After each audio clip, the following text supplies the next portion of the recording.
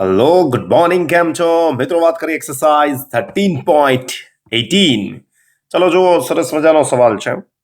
એક 1000 મેગાવોટનું વિખંડન રિએક્ટર, આનો મિનિંગ થાય દર સેકન્ડે. વોટ એટલે ખબર છે ને, પાવર. ઓકે, પાવરનું સૂત્ર નોર્મલ છે W/T. પર સેકન્ડ મળતી ઉર્જા કહેવાય અને પર સેકન્ડ મળતી ઉર્જા. ઓકે, 1000 મેગાવોટનું વિખંડન એટલે કે દર સેકન્ડે 1000 મેગા જૂલ ઉર્જા આપે. નું વિખંડન રિએક્ટર દર સેકન્ડે આપે છે, બરાબર છે. તેના બળતણનો અડધો ભાગ 5 વર્ષમાં વાપરે છે. ભાઈ, બળતણનો અડધો ભાગ જ વાપરે અને 5 વર્ષમાં. સમજો ભાઈ, અડધો ભાગ અને 5 વર્ષમાં. રાઈટ, હું અંડરલાઈન કરું છું. બળતણનો અડધો ભાગ 5 વર્ષમાં વાપરે છે. પ્રારંભમાં તો કેટલું યુરેનિયમ 235 ધરાવતો છે, એટલે કે બળતણ કેટલું યુરેનિયમનું જે વિખંડન ન થયું હોય એ કેટલા. Get it? તો આપણે બેઝિક વાત કરીએ. બે પાર્ટમાં આપણે વાત કરીશું. પહેલો પાર્ટ છે ને, વિખંડન દીઠ મળતી ઉર્જા છે આપણે. ઓકે, અને તમને ખબર છે એક વિખંડન દીઠ મળતી ઉર્જા તમે વિખંડન પ્રક્રિયામાં શીખી ગયા છો કેટલી છે? 200 મેગા ઇલેક્ટ્રોન વોલ્ટ. આ બેઝિક વાતો છે જે થિયરીમાં આવી ગઈ છે, તમને ખબર હોવી જોઈએ. તો હું પહેલા અહીંયા નોર્મલી લખું છું. દર વિખંડન દીઠ મળતી ઉર્જા. ભાઈ કેટલી છે દર વિખંડન દીઠ મળતી ઉર્જા? તમે કહેશો sir 200 mega electron volt. Theory નો કોન્સેપ્ટ છે આ. એક વિખંડન દીઠ 200 મેગા ઇલેક્ટ્રોન વોલ્ટ ઉર્જા મળે. Get it? હવે સમજીએ આગળની વાત. વિચારો, ઉર્જા મળે છે એ વિખંડનથી મળતી હોય તો ધારો કે x જેટલા વિખંડન થયા, એટલે x વિખંડનથી કેટલી ઉર્જા મળે? તો આપણે લઈએ ભાઈ x વિખંડન દીઠ મળતી ઉર્જા. x વિખંડનથી મળતી ઉર્જા, તો જે પણ એનર્જી મળશે એ x વિખંડનથી મળશે. રાઈટ? પાક્કું? ચાલો, તો એ ઉર્જા થશે ભાઈ x ઇન્ટુ E. એટલે કે ભાઈ x જેટલા વિખંડન થયા ઉર્જા મળી. Get it? ઓકે, આગળની વાત. હવે એવું કીધું છે કે એવું ધારો કે રિએક્ટર 80% સમય માટે કાર્યરત છે. 80% સમય એટલે ધારો કે 1 વર્ષ સુધી ચાલ્યું હોય તો એના 80% સમય જ વિખંડન થયા છે, બાકીનું તો બંધ પડેલું છે. તો 5 વર્ષમાં વાપરે છે. અડધો ભાગ અને પાછો 5 વર્ષમાં વાપરે છે. સમજો, બળતણનો અડધો ભાગ અને 5 વર્ષમાં વાપરે, એટલે કે 5 વર્ષ સુધી તો ચાલે જ છે, એમાં પાછો 80% સમય સુધી જ ચાલુ છે. ક્લિયર થઈ ગઈ વાત? તો આ વસ્તુને આપણે વ્યવસ્થિત કેસ 2 માં લખશું. જોજો, બીજી પરિસ્થિતિ જોજો કે જે પણ ઉર્જા મળે છે 5 વર્ષ સુધી બળતણ વપરાશે અને દર સેકન્ડે કેટલું મળે છે? અહીંયા જુઓ, અહીંયા 100 મેગાવોટ. તો આ ઉર્જાને હું નામ આપી દઉં છું E ડેશ. સમજો, E dash is equal to વિખંડન દ્વારા મળતી ઉર્જા. વિખંડન રિએક્ટર દ્વારા 5 વર્ષ, ઓકે, 5 વર્ષ દરમિયાન મળતી ઉર્જા. અને એ ઉર્જા વિખંડનથી જ મળેલી હશે. જો સમજો, તો વિખંડનથી મળતી ઉર્જા, વિખંડન શું કહે છે? 1000 મેગાવોટ. એટલે હું 1000 લખી દઉં. 1000 મેગા એટલે 10⁶. દર સેકન્ડ આટલી ઉર્જા મળે 5 વર્ષ સુધી. 5 વર્ષ એટલે 365 ગુણ્યા 5 વર્ષ ગુણ્યા 365 ગુણ્યા 24 ગુણ્યા 3600. આ 5 વર્ષ. પણ રિએક્ટર કેટલા સમય? 80% સમય માટે ચાલુ છે. એને તો વિખંડન 80% સમય સુધી થયું હોય. 80/100. ઓકે, તો આ ઉર્જા તમને 5 વર્ષ સુધી મળશે, પણ ચાલુ છે ત્યાં સુધી. હે ને? રિએક્ટર ચાલુ હતું આટલા સમય સુધી મળશે. ઓકે, આ એનર્જીનું તમે કેલ્ક્યુલેશન કરશો એટલે આવશે 1.2614 ઇન્ટુ 10⁻17. ઓકે, અને આ એનર્જી આવશે તમારી જૂલમાં. 10⁻17 જૂલ. આટલી ઉર્જા ક્યાંથી મળે? વિખંડનથી મળે. ઓકે, કેટલા વિખંડન થયા છે? XE. તો અને તમે આપો ઇક્વેશન નંબર 1 અને તમે આપો ઇક્વેશન નંબર 2, આ બંને વસ્તુ સેમ થાય એટલે તમે લખી શકશો ઇક્વેશન 1 એન્ડ 2 પરથી. ચાલો શું લખાય? બધું સામે જ છે. x into e is equal to 1.2614 into 10 raised to 17. Okay, x એટલે શું? સંખ્યા. સંખ્યા કેમ મેળવી? x એટલે સંખ્યા છે. સમજો ભાઈ, x એટલે શું છે? સંખ્યા. તો સંખ્યા તો તમને મેળવતા આવડે જ છે. મોલ સંખ્યા is equal to n upon Na m upon m0 અને યુરેનિયમ 235. તો n છે એ જ તમારી સંખ્યા છે. તો n ને હું x કહી દઉં તો અહીંયા લખાય m upon m0 into Na. Gate this? Ready? તો હું અહીંયા કિંમત મૂકું x ની જગ્યાએ. x ની જગ્યાએ કિંમત મૂકું છું ભાઈ હું m ના છેદમાં m0 ઇન્ટુ Na. બાકી બધું એઝ ઇટ ઇઝ. ઓકે, ઈ તો તમને ખબર છે 200 મેગા ઇલેક્ટ્રોન વોલ્ટ, ખબર છે ને ઈ. ઓકે, તો ઈને હું એમ જ રહેવા દેવું છું. This is 1.2614 into 10 raised to 17. ચાલો, હવે તમે દળ મળી જશે ભાઈ. વિખંડન થયું હોય એમાંથી તો ઉર્જા મળી હોય. Get it? રેડી? તો અહીંયા એમ લઉં છું. એમ કેટલા વિખંડન થયા? એમ જેટલું વિખંડન થયું હશે. અહીંયા આવશે 1.2614 10 raised to 17. હવે જરાક ધ્યાનથી, નીચે m0 છે એ જમણી બાજુ ગુણાકારમાં જશે. યુરેનિયમ 235 ની વાત કરી છે એટલે 235 ગ્રામ પ્રતિ મોલ. હવે ગ્રામ પ્રતિ મોલમાં 10⁻³ વડે ગુણશો, ભાગશો, બે બાજુ જો ઉપર નીચે દળમાં ઉડી જશે એટલે -3 એટલે ગ્રામમાં મળશે પહેલા તો. આ ઓકે છે? -3 અહીંયા હું મૂકું તો કિલોગ્રામમાં મળશે. ધારો કે હું અહીંયા આ ગ્રામમાં લઉં તો 235 લખું. ઓકે, તો 235 લખું તો મને ગ્રામમાં મળશે. અને હું અહીંયા 10⁻³ વડે ગુણીશ તો મને કિલોગ્રામમાં મળશે. Get it? રેડી? એટલે મને કિલોગ્રામમાં. તો આ યાદ રાખજો ભાઈ, આ કિલોગ્રામના રૂપાંતર કરે છે, ગ્રામનું કિલોગ્રામ. Get it? ચલો, છેદમાં જશે એવોગેડ્રો નંબર 6.022 ગુણ્યા 10⁻23.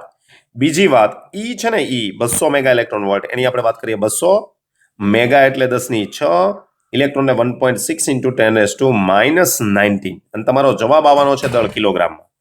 ઓકે, આ તમે કેલ્ક્યુલેશન કરશો એટલે નિયરલી ઇક્વલ ટુ આવશે 1538 કિલોગ્રામ.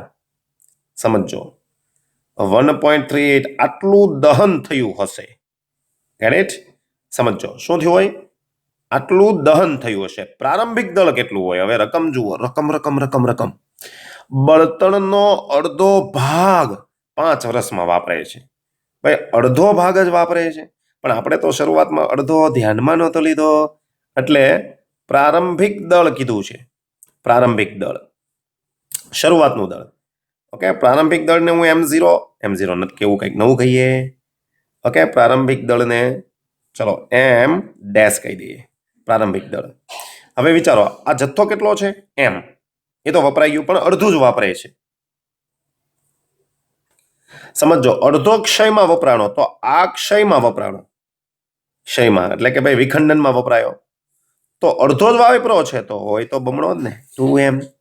અહીંયા 21538 એટલે આ આવશે 3076 કિલોગ્રામ. હે ને? તો આટલો જથ્થો હોય શરૂઆતમાં. Get it? એના યુરેનિયમ 235 નો જથ્થો આટલો હોય. કમ્પ્લીટ વાત થઈ ગઈ. સારો સવાલ છે, મજાનો સવાલ છે. આગળ નવા સવાલ તરફ જઈએ. જો નેક્સ્ટ એક્સરસાઇઝ 13.19. ડ્યુટેરિયમના 2 કિલોગ્રામ વિખંડનથી, ભાઈ જથ્થો આપેલો છે, ડ્યુટેરિયમનો જથ્થો છે 2 કિલોગ્રામ. હવે આનું વિખંડનથી 100 વોટનો બલ્બ. હવે 100 વોટનો બલ્બ એટલે આ બલ્બને પર સેકન્ડ 100 જૂલ ઉર્જા મળે. એને ઉર્જા મળવી જોઈએ. તો આપણે ભાઈ પાવર લઈએ છીએ. પાવર છે 100 વોટ. એટલે કે આ એવો બલ્બ છે જે પર સેકન્ડ 100 જૂલ ઉર્જા આપે. હે? તો ડ્યુટેરિયમથી આવો બલ્બ કેટલા સમય સુધી પ્રકાશિત રાખી શકાય? કેટલા સમય સુધી? ભાઈ સિમ્પલ વસ્તુ છે. હું તમને એમ કહું, તમારી પાસે ઉર્જા છે, ઉર્જાથી બલ્બ ચાલે છે. હે ને? ઉર્જાથી બલ્બ ચાલે છે. હવે એવું કહે છે ભાઈ 1 સેકન્ડમાં 100 જૂલ એટલે કે 100 જૂલ ઉર્જા હોય તો 1 સેકન્ડ ચાલે, તો તમારી પાસે જે ઉર્જા મળશે એ ઉર્જાથી કેટલા સમય સુધી ચાલે? મળી જાય કે નહીં? ઇઝી છે હે ને? તો ઉર્જાથી સમય નક્કી થાય છે કે ભાઈ આટલી ઉર્જા હોય તો 1 સેકન્ડ ચાલે. તો આપણે પહેલા કુલ ઉર્જા ડ્યુટેરિયમ 2 કિલોગ્રામ હોય એના દહનથી જે ઉર્જા મળે એ ઉર્જા મેળવીએ. જો વિખંડન છે તો નીચે જો પ્રક્રિયા આપેલી છે 1H2 1H2 2He3 ન્યુટ્રોન અને 3.27 મેગા ઇલેક્ટ્રોન વોલ્ટ. તો આમાં તમને સીધી ખબર પડી જાય 2 ડ્યુટેરોનનું દહન થાય ને 2 ડ્યુટેરોનનું દહન જો 2 હે ને, અથવા તો તમે 2 ગ્રામ પર મોલ લઈ લો તો તમને ઉર્જા મળે છે 3.27 2 ડ્યુટેરનથી ઉર્જા મળે છે હે ને. તો ઉર્જાની વેલ્યુ પણ તમને આપેલી છે ક્યુ મૂલ્ય. તો અહીંયા પ્રક્રિયાનું ક્યુ મૂલ્ય હું સીધું ઇક્વેશન પરથી લખું છું 3.27 મેગા ઇલેક્ટ્રોન વોલ્ટ. પણ આ કેટલા? 2 ડ્યુટેરોનના દહનથી. ઓકે, 2 ડ્યુટેરોન દ્વારા મળતી ઉર્જાને ફોકસ કરજો. ઓકે, આપણો મુખ્ય હેતુ છે ભાઈ ઉર્જા મેળવવાનો. કેમ કે આપણે ખબર છે 1 સેકન્ડ એટલે કે 100 જૂલ ઉર્જા 1 સેકન્ડ સુધી બલ્બને ચાલુ, તો ઉર્જા કેટલી મળે? ટોટલ એનર્જી ગણવી પડે. તો પહેલા તો 2 કિલોગ્રામમાં કેટલી સંખ્યા છે એ શોધવું પડે, અને સંખ્યા શોધવા માટેનું સૂત્ર તમને ખબર છે હે ને. તો આપણે પહેલા ડ્યુટેરોનની સંખ્યા શોધીએ. ઓકે, તો મોલ સંખ્યા ઉપરથી મેળવશું n/Na, અને અહીંયા લખશું m. સ્મોલ m લખો, કેપિટલ m લખો, કોઈ ફરક નથી પડતો. તો સંખ્યા એટલે કે n. Okay, n is equal two m દળમાં ડ્યુટેરોનની સંખ્યા. આ સંખ્યા મળી ગયું. આને કહેવાય ડ્યુટેરોનની સંખ્યા. 2 કિલોગ્રામમાં એટલે કે m દળમાં આટલી સંખ્યા છે. ઓકે, તો ભાઈ અહીંયા હું લખું છું ભાઈ ડ્યુટેરોનની સંખ્યા. Get it? આ તમારું થયું સ્ટેપ નંબર 1. સ્ટેપ નંબર 1 થઈ ગયું, ડ્યુટેરોનની સંખ્યા મેળવી. હવે એનર્જી મેળવીએ. કેટલી એનર્જી મળશે આપને? સ્ટેપ નંબર બધામાં આપણે કેલ્ક્યુલેશન નહીં કરીએ, નકર પ્રોસેસ દર વખતે ગણતરી કરવી પડશે. બરાબર છે? એનર્જી કેવી રીતના? હવે હમણાં તમે જોઈ ગયા ભાઈ.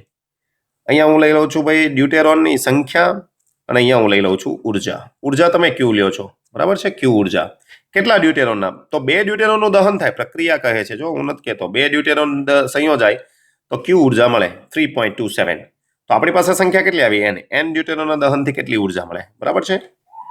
ઓકે, તો આપણે એનર્જીની વાત કરીએ. Energy is equal to n into q by 2. Okay, n ની વેલ્યુ ઉપરથી અહીંયા એને આવશે હો ભાઈ.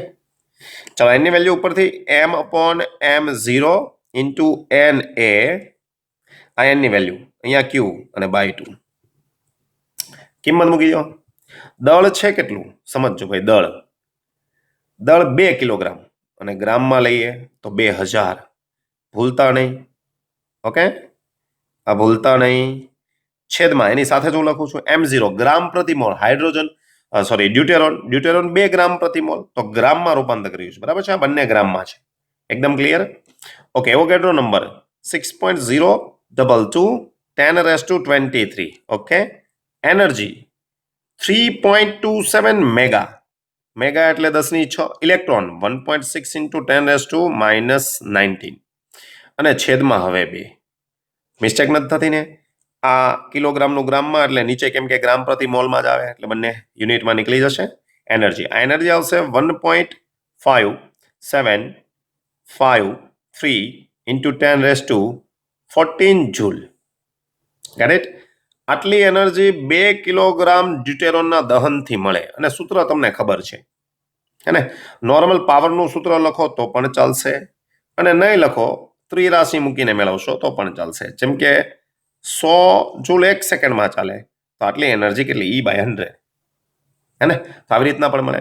અથવા તો તમે સૂત્રનો ઉપયોગ કરો. Power is equal to power એનર્જીના છેદમાં time. Implies time is equal to energy upon power. ચાલો, કેટલી એનર્જી છે? 1.5753 ઇન્ટુ 10⁻14, અને છેદમાં પાવર તમને આપેલો છે 100. Get it?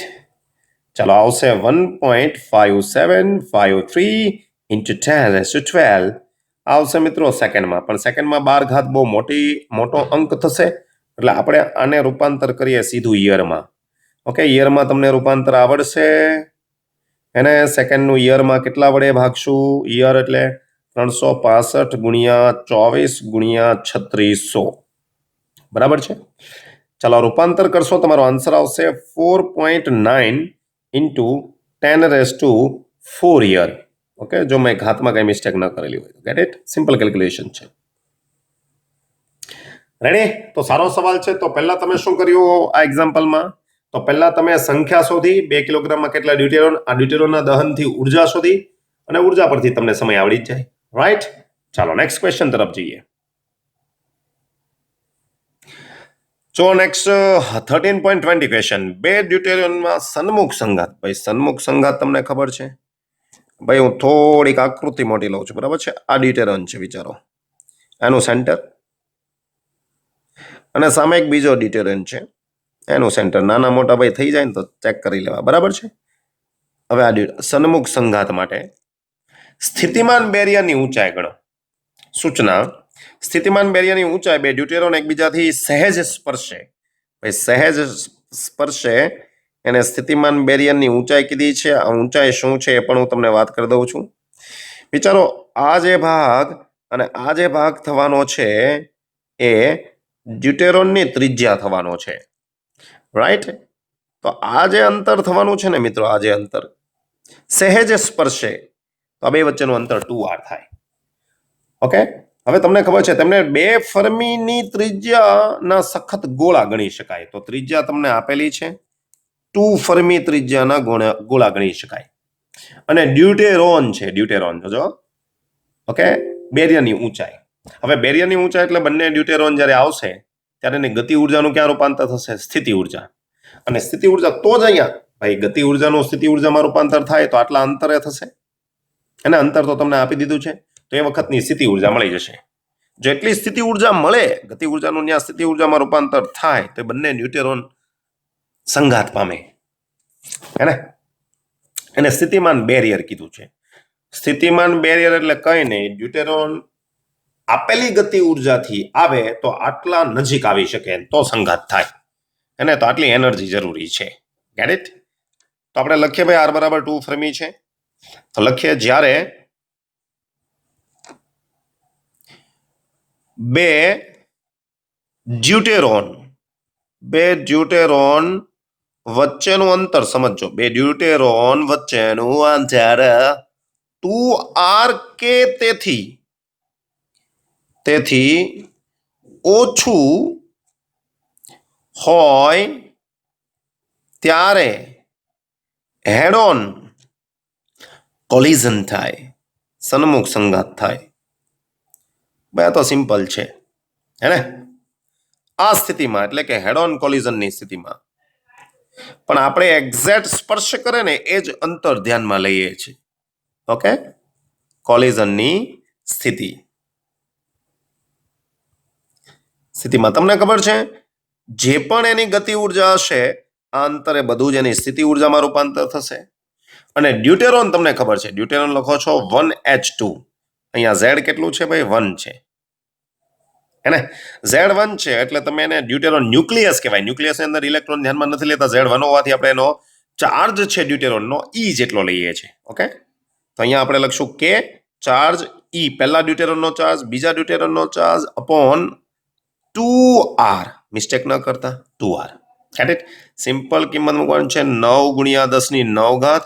એની કિંમત 1.6 into 10⁻⁹ whole square.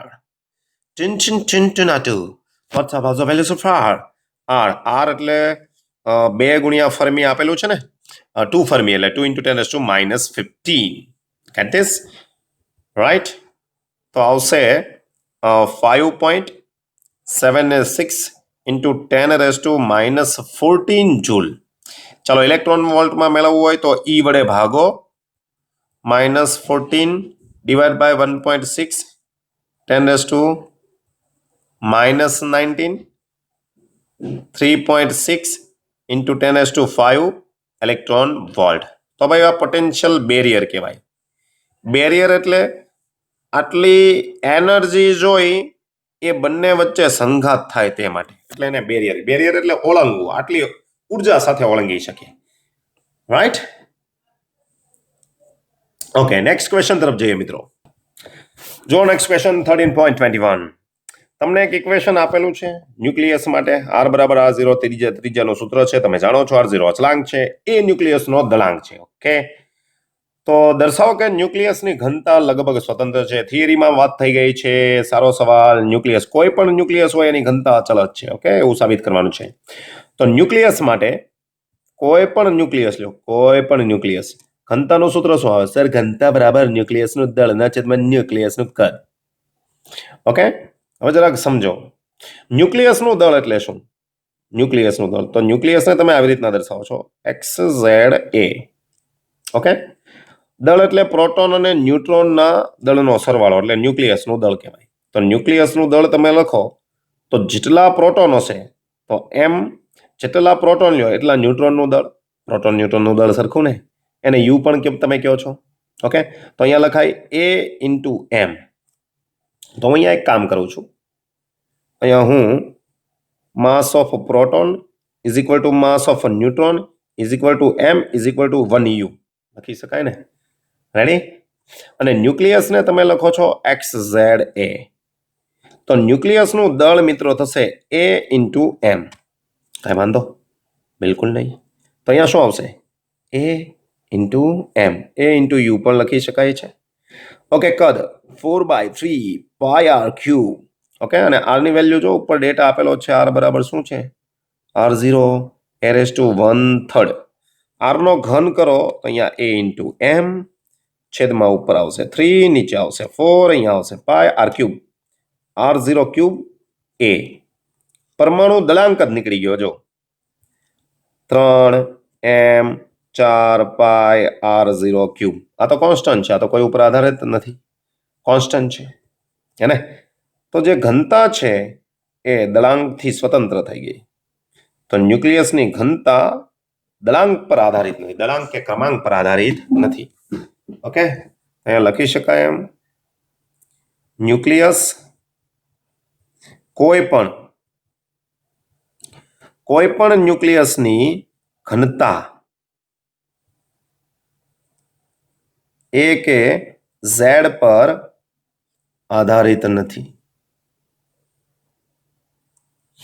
Okay A એટલે ઐશ્વર્યાન Z એટલે ઝરણા નહીં A એટલે પરમાણુ દળાંક ને Z એટલે પરમાણુ ક્રમાંક ઓ સર રાઈટ ચાલો નેક્સ્ટ ક્વેશ્ચન તરફ જોઈએ જો મિત્રો 13.22 સવાલ એકદમ સહેલો છે પણ થોડુંક સમજવું પડે એવું છે એમાં કીધું છે ન્યુક્લિયસમાંથી બીટા પ્લસના ઉત્સર્જન માટેની એક સ્પર્ધા કરનારી પ્રક્રિયા ઇલેક્ટ્રોન કેપ્ચર છે ભાઈ બે પ્રકારની પ્રક્રિયા છે બીટા ડીકેમાં જેવી પ્રોસેસ થાય એવી ઇલેક્ટ્રોન કેપ્ચરમાં થાય છે પણ બીટા ડીકે છે બંને બીટા પ્લસ ડીકે જ છે બંનેમાં પરમાણુ ક્રમાંક ઘટે છે પણ એનું ક્યુ મૂલ્ય થોડુંક ડિફરન્સ આવશે તો પહેલા હું તમને છે ને ઇલેક્ટ્રોન કેપ્ચર ને પહેલા બીટા પ્લસ ડીકે ની વાત કરી લઈએ beta plus decay okay beta plus decay હું કોઈ પણ એક ન્યુક્લિયસ લઈ લઉં છું જેમ કે XZ બીટા પ્લસ ડીકે ની વાત કરીએ બીટા પ્લસ ડીકે ઓકે નવો જે ન્યુક્લિયસ બનશે એના પરમાણુ ક્રમાંક પ્લસમાં માઇનસ થશે દળાંકમાં કોઈ ફેરફાર થતો નથી અને બીટા પ્લસ છે એટલે ન્યુટ્રિનો અને બીટા પ્લસ છે એટલે પોઝિટ્રોન અને ન્યુટ્રિનો ઉત્પન્ન થાય છે જે તમને ખબર છે ન્યુટ્રિનો ગેટ ઇટ આને તમે આપો છો ઇક્વેશન નંબર 1 હવે આ પ્રક્રિયા છે ને એનું તમે ક્યુ મૂલ્ય લેશો આ પ્રક્રિયાનું ક્યુ મૂલ્ય તો બીટા પ્લસ ડીકે માટે હું લખું છું ઓકે ક્યુ મૂલ્ય એને હું 1 કહી દઉં છું Q1 બીટા પ્લસ સમજવાનું ભાઈ Q1 એટલે બીટા પ્લસ જે આપણે થિયરીમાં મેળવેલું છે mx માઇનસ my અને -2 માસ ઓફ ઇલેક્ટ્રોન ઇન્ટુ c². પરમાણુમાંથી આપણે ઇલેક્ટ્રોનનું દળ બાદ કરેલું છે બરાબર પછી આ મેળવેલું છે ઓકે જેને ન સમજ પડેલી હોય થિયરીનો પાર્ટ જોજો એમાં આપેલું છે ઇલેક્ટ્રોન કેપ્ચરની વાત કરીએ ઇલેક્ટ્રોન કેપ્ચર એમાં ઇલેક્ટ્રોન છે ન્યુક્લિયસ પછીની જે પહેલી કક્ષા છે હેવી ન્યુક્લિયસ માટે એને કે શેલ કહેવાય એમાંથી ઇલેક્ટ્રોન ખેંચાઈ જશે જેમ કે તમારો કોઈ તત્વ છે XZA ઓકે આ ન્યુક્લિયસ છે એની બહારની જે કક્ષા છે એમાંથી ઇલેક્ટ્રોન ખેંચાય છે ભાઈ પહેલા લખો પછી લખો કોઈ ફરક પડતો નથી ઇલેક્ટ્રોનને ઓકે અને અહીંયા તમે લખો છો ઇલેક્ટ્રોન કેપ્ચર ઇલેક્ટ્રોન કેચઅપ થઈ ગયો. હવે જે નવો ન્યુક્લિયસ બને છે મિત્રો, નવો ન્યુક્લિયસ એ Z-1 આવશે. દલાંકમાં કોઈ ફેરફાર નથી થતો. ઓકે, અને પ્લસ અહીંયા ન્યુટ્રિનો મુક્ત થાય છે. Get it? આ નંબર 2. અને અહીંયા જે પ્રક્રિયાનું ક્યુ મૂલ્ય નથી, અહીંયા જુઓ, અહીંયા ડાબી બાજુ ઇલેક્ટ્રોન નહોતો, જમણી બાજુ પોઝિટ્રોન આવ્યો. હે ને? અહીંયા ડાબી બાજુ ઇલેક્ટ્રોન છે, એટલે આનો જે ક્યુ મૂલ્ય આવશે એ ક્યુ મૂલ્ય mx માઇનસ મેળવી શકાય છે માઇનસ me ઇન્ટુ c² મળશે. Get it? હવે પ્રોસેસ જુઓ શું કહેવા માંગે. દર્શાવો કે બીટા પ્લસ ઉત્સર્જન ઉર્જાની દ્રષ્ટિએ મંજૂર છે. એટલે કે જો આ ક્યુ મૂલ્ય ગ્રેટર દેન 0 થાય તો પ્રક્રિયા આપમેળે થાય, ઇલેક્ટ્રોન એટલે કે પ્લસ બીટા ડીકે થાય. હે ને? ઇલેક્ટ્રોન કેપ્ચર મંજૂર હોવું જ જોઈએ. ભાઈ સિમ્પલ છે, જુઓ તો Q1 છે પ્લસ બીટા ડીકે છે. હવે એમાંથી 2 ઇલેક્ટ્રોન બાદ થાય છે. સમજો તો કહેવાનો મિનિંગ એવો છે, વિચારો mx માઇનસ my બેમાં કોમન છે. ધારો કે mx માઇનસ my ની કિંમત 100 છે. હવે માસ ઓફ ઇલેક્ટ્રોન 2 વખત બાદ થાય, 1માં જો 1માં 2 વખત, એટલે વિચારો આમાંથી 2 બાદ થાય. સમજી લો માસ ઓફ ઇલેક્ટ્રોન 1 છે, તો આ જવાબ કેટલો આવશે? 98 ગ્રેટર ધેન 0. ચાલો ધારો કે 1 જ બાદ થાય તો જવાબ કેટલો આવે? 99. હવે વિચારો 98 પણ ધન કહેવાય, 99 પણ ધન કહેવાય. એનો મિનિંગ શું? ક્યુ ગ્રેટર ધેન 0 મળે છે એટલે પ્રક્રિયા શક્ય તો બનવાની છે. અને તમને ખબર છે ક્યુ ગ્રેટર ધેન 0 હોય એટલે કઈ પ્રક્રિયા હોય? પ્રક્રિયા શક્ય બને. તો ભાઈ બીટા પ્લસ ડીકે શક્ય બને તો ઇલેક્ટ્રોન કેપ્ચર શક્ય બનવાનું જ છે. એ પોઝિટિવ જ થવાનું છે. અને સામે આની દળ ક્ષતિ ભલે ઓછી આવે પણ પોઝિટિવ તો રહેવાની છે. એટલે કહેવાનો અર્થ શું? ઇક્વેશન 1 અને 2 પરથી, એકચ્યુઅલી ઇક્વેશન 1 અને 2 આપણે નીચે લખી રહ્યા. Equation 1, equation 2. તો ઇક્વેશન 1 અને 2 પરથી કહી શકાય ભાઈ Q1 ગ્રેટર ધેન 0 હોય તો Q2 ગ્રેટર ધેન 0 થાય જ. કહેવા માંગે છે કે બીટા પ્લસ ડીકે થાય તો ઇલેક્ટ્રોન કેપ્ચર થાય જ. એટલે કે બીટા પ્લસ ડીકે શક્ય બને તો ઇલેક્ટ્રોન કેપ્ચર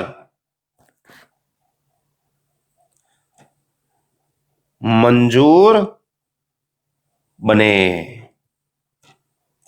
થશે જ.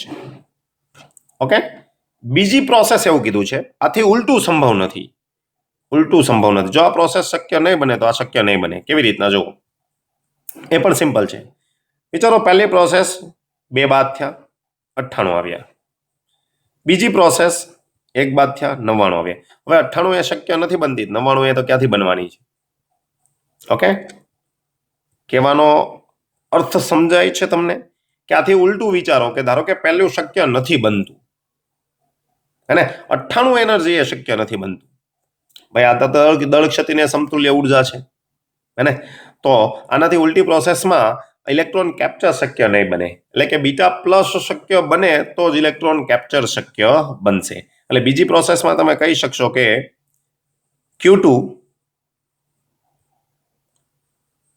Q2 લેસ ધેન 0 હોય તો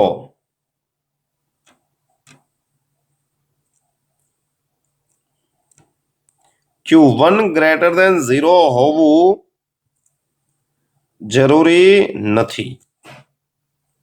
એના પ્રોસેસમાં રિવર્સ પ્રોસેસની વાત કરી છે.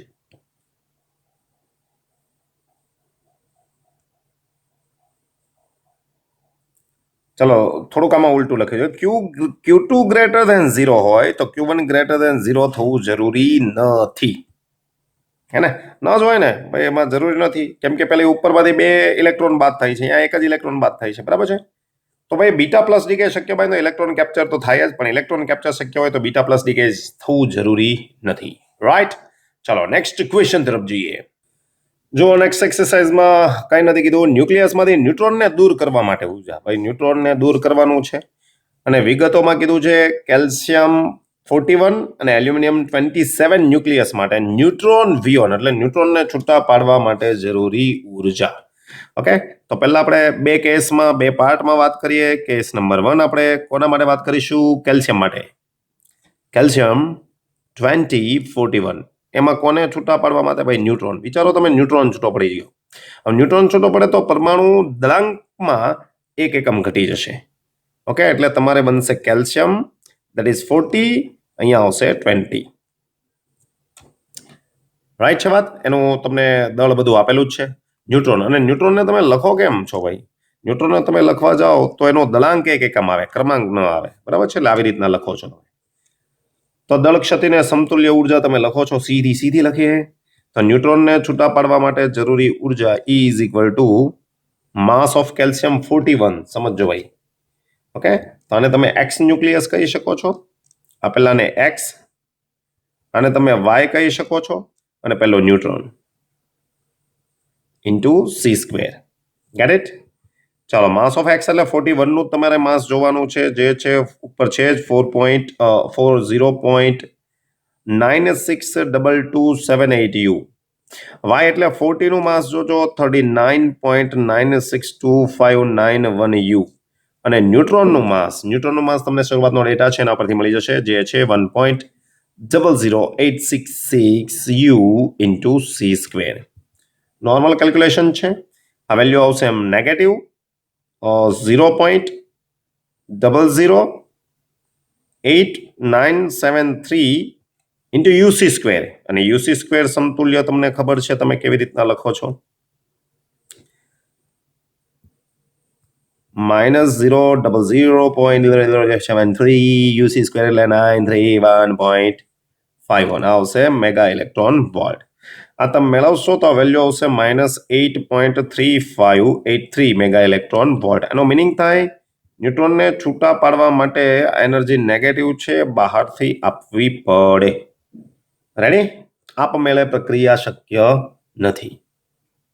ઓકે, તો ઉષ્માક્ષેપક શોષક છે, બહારથી આપવી પડશે. આટલી ઉર્જા ન્યુટ્રોન ને છૂટા પાડવા બહારથી આપવી પડે. એક ન્યુટ્રોનને કેટલા ભાઈ? એક. કેટલા? એક. સેમ ટુ સેમ બીજી પ્રોસેસ છે, તમને એલ્યુમિનિયમ માટે વાત કરવાની કીધી છે. ઓકે, 1327. ચલો એલ્યુમિનિયમની વાત કરીએ. 1327 આમાંથી પણ ન્યુટ્રોન છૂટા પડી જશે. ઓકે, એટલે અહીંયા આવશે પરમાણુ દળાંક, ક્રમાંક હશે નહીં, દળાંક 1 એકમ. ઓકે, તો આને એક્સ કહીએ. નવો જે તત્વ બનશે એનો પરમાણુ દળાંક એલ્યુમિનિયમ માટે જ આપી દીધું છે 26. ઓકે, અહીંયા 1326 બધો ડેટા તમને આપેલો છે, સેમ ઇક્વેશન. આ એનર્જીને હું ઈડીએસ કહી દઉં છું. ઓકે, માસ ઓફ એક્સ પહેલો, નિપજ એટલે વાય અને ન્યુટ્રોન ઇન્ટુ સી સ્ક્વેર. ખાલી કિંમત મૂકવાની છે મિત્રો. માસ ઓફ એક્સ, એક્સ એટલે ભાઈ તમારો 27 વાળો nucleus 26.981541. Okay, 26.981541 U minus mass of Y એટલે કે 26 25.986895.